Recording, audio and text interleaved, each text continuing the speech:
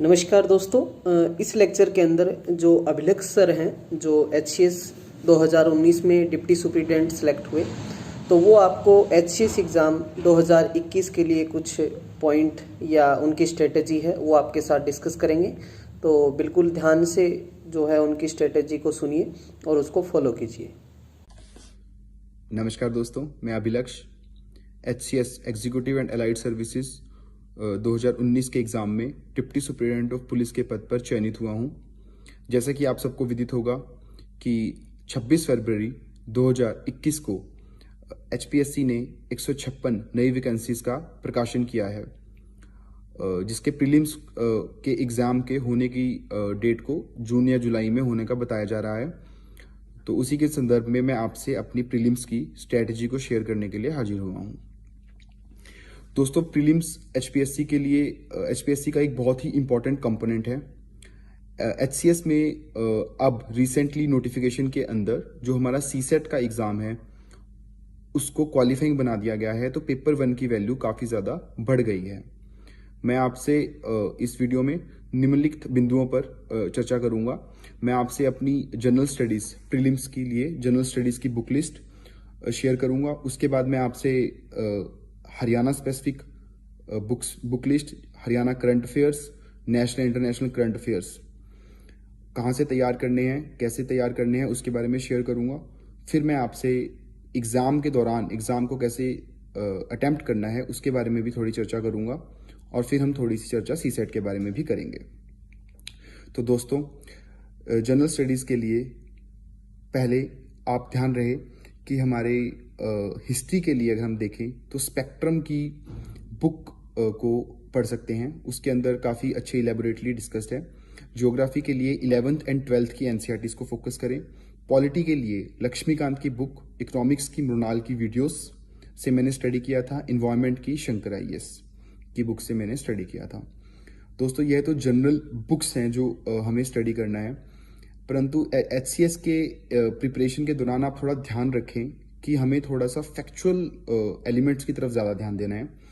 उसके लिए आप लूसेंट GK की बुक को भी उठाएं और उसके अंदर से साइंस के एंड एंशिएंट हिस्ट्री के पार्ट को ढंग से फोकस करें।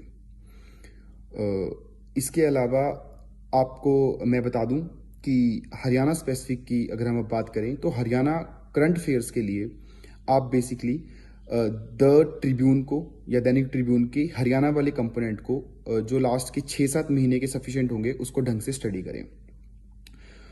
हरियाणा स्पेसिफिक GK के लिए हिंदी मीडियम के विद्यार्थियों के लिए तो विद्यापीठ टाइम्स की एक बुक आती है हरियाणा स्पेसिफिक, उसको आप ढंग से स्टडी करें। उसमें काफ़ी अच्छा और काफ़ी इलेबोरेटिव तरीके से दिया हुआ है। इंग्लिश के लिए नो योर स्टेट की बुक है, पर वह बुक के लिए अपने आप में सफिशिएंट नहीं है, थोड़ा उसके अलावा आपको और भी स्टडी करना पड़ेगा। उसके अलावा आप विकिपीडिया का हरियाणा का पेज को भी पढ़ें।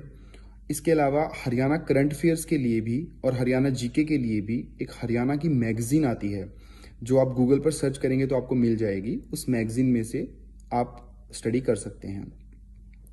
दोस्तों, इसके अलावा national and international current affair को स्टडी करने के लिए आप क्या कर सकते हैं, आप लास्ट 6 मंथ के कोई भी मेजर इश्यूज को उठा लीजिए और किसी भी मेजर यूट्यूब चैनल से या फिर कोई भी मेजर मैगजीन से लास्ट 6 मंथ्स के करंट अफेयर्स को कवर कीजिए। देखिए, पूरी प्रिपरेशन के दौरान इस बात का ध्यान रखना कि आपको मेनली फैक्चुअल पोर्शंस पे भी ज़्यादा फोकस करना है, क्योंकि कभी कभी हरियाणा में क्वेश्चंस काफ़ी ज़्यादा फैक्चुअल हो जाते हैं। जैसे अगर और उसमें उन फैक्ट्स को भी आपको काफ़ी अच्छे से स्टडी करना है, खास करके ज्योग्राफिकल फैक्ट्स में। जैसे लेंथ ऑफ रोड पूछ लेंगे, तो अगर वो 3789 3788, तो आपको बिल्कुल अच्छे से क्लियर होना चाहिए कि वो कितनी है। तो कुछ ऐसे फैक्ट्स को आपको स्टडी करना है। किस टाइप के फैक्ट्स की बात करनी है,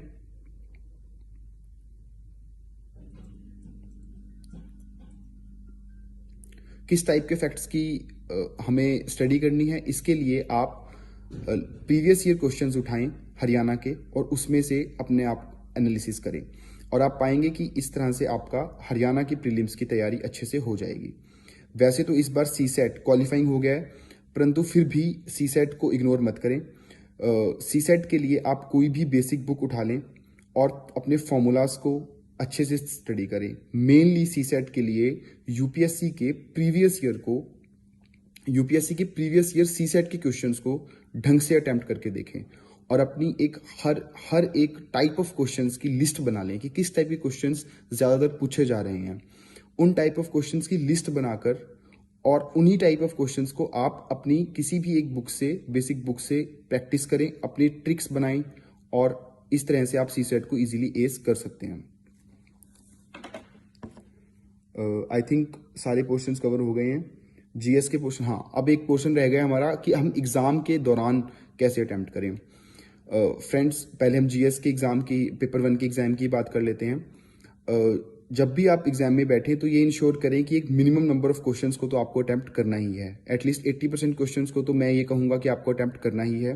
हालांकि नेगेटिव मार्किंग होती है, परंतु आपका जो ऑप्टिमम लेवल क्वेश्चंस को अटेम्प्ट करने का कितना बनता है, आपके हाईएस्ट मार्क्स कैसे आते हैं, उसको डिसाइड करने के लिए आप कुछ मॉक्स प्रैक्टिस करें। और कुछ मॉक्स में, हर मॉक्स में, किसी मॉक में आप 90+ क्वेश्चन अटेम्प्ट करें, किसी में 85 अटेम्प्ट करें, किसी में 95 अटेम्प्ट करें। फिर आप देखें कि आपके कितने अटेम्प्ट्स पर सबसे ज़्यादा हाईएस्ट मार्क्स बनते हैं। तो जो आपका ऑप्टिमम लेवल डिसाइड होगा, उसी ऑप्टिमम लेवल को आप अपने एग्जाम में रिपीट कर सकते हैं।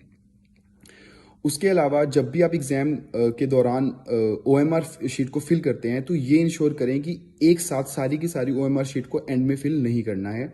उससे में कुछ गलतियां होने के चांसेस रहते हैं, वे ओएमआर शीट छूट भी फिल करने रह भी सकती है।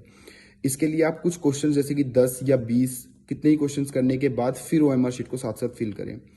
देखिए, इन सब चीज़ों को कैसे करना है ये ज़्यादा बेहतर आपको प्रैक्टिस से आएगा। तो आप मिनिमम 8-10 मॉक टेस्ट तो लगाएं ही लगाएं और उन मॉक टेस्ट से आप इन सब चीज़ों को इंश्योर करें कि आप इन सब चीज़ों से कंप्लाई कर रहे हैं। इसके अलावा अगर मैं सीसेट की बात करूं, फ्रेंड्स, सीसेट में बेसिकली आपको थोड़ा सा फास्ट अटेम्प्ट करने की हैबिट डालनी होगी, क्योंकि सीसेट का पेपर यूजुअली छूट जाता है। मैं फिर से रिपीट करता हूं, सीसेट को बिल्कुल भी लाइटली मत ले। हालांकि क्वालिफाइंग है, परंतु फिर भी आपको इसको अच्छे से तैयार करना है। इसके अलावा आई थिंक मैंने प्रीलिम्स के सफिशिएंट पोर्शन को कवर कर लिया है। फिर भी अगर आप लोगों की कोई क्वेरी है तो आप मुझसे किसी सोशल मीडिया हैंडल पर पूछ सकते हैं।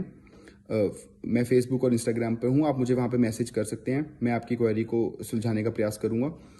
फ्रेंड्स, इसके अलावा मैं यही कहूँगा कि थोड़ा सा अपने कॉन्फिडेंस लेवल को हाई रखें, डीमोटिवेट ना हो। खास करके वह स्टूडेंट्स जिन्होंने अभी एचसीएस की प्रिपरेशन ही स्टार्ट की है और पहले यूपीएससी की या किसी भी और प्रिपरेशन का तजुर्बा नहीं है, उन स्टूडेंट्स के लिए भी इतना कोई ऐसा नहीं है। आप लोगों को ये नहीं सोचना है कि आपका लेवल प्लेइंग फील्ड नहीं है। आप लोग भी बहुत ही आसानी से, चाहे आप हिंदी माध्यम से हैं या फिर आप किसी ग्रामीण पृष्ठभूमि से बिलोंग करते हैं, फिर भी आप इस एग्ज़ाम को बहुत ही इजीली क्रैक कर सकते हैं। अपने ऊपर भरोसा रखें और अपने मोटिवेशन को हाई रखें और ढंग से इस एग्ज़ाम की तैयारी करें।